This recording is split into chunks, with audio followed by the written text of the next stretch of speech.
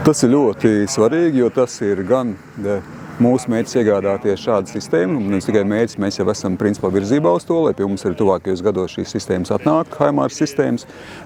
Tiešām raķešu artilērijas sistēmas ir ļoti svarīgas, lai mēs gan apturētu, gan arī principā veidot proaktīvu aizsardzību.